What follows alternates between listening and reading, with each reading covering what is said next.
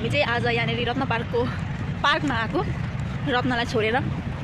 यहाँ 3 जना छौँ आज घुमघाम गर्नको लागि पार्कमा घुम्न आएको चाहिँ एकदम कस्तो राम्रो रोकिरहेको उतापट्टि तर यहाँ पनि रास्ता राम्रै छ पानीको ट्याङ्कीमा चाहिँ घाँस उम्रेछ तर कस्तो राम्रो देखिरहेको छ नाइस अनि ऊ चाहिँ मलाई भेट्नु यहाँसम्म आएको दुःख गरेर हैन यस ल बाई बाई गाइज यहाँ पिङ खेल्ने भनेर आएको तर 1 वर्षदेखि 8 वर्षकोले मात्र गर्ने रहेछ 1 र 8ले पनि खेल्न पाउने होला नि यो चाहिँ पार्क चाहिँ एकदम शान्त हामी आएर चाहिँ बहिनीको मद्दत गर्दैछु यहाँनिर तपाईहरुले चाहिँ त्यो भिडियो यो मेरो बहिनीको भिडियो चाहिँ मेरो च्यानलमा हेर्न पाउनुहुनेछ त्यो चाहिँ ब्यागुते भिडियो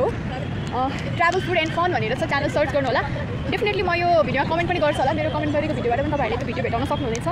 ओके बाइ बाइ मैले चाहिँ एकजना लिटल चोर मान्छेलाई भेटाएको छु उसले चाहिँ चोरी गरेर भाग्दैछ हेर्नु त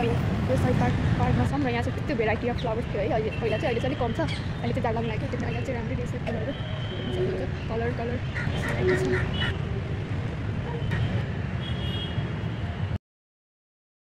यो ठाउँमा चाहिँ बस्नुलाई फेरि यस्तो शान्त ठाउँ यति राम्रो ठाउँ छ कि हो माय गॉड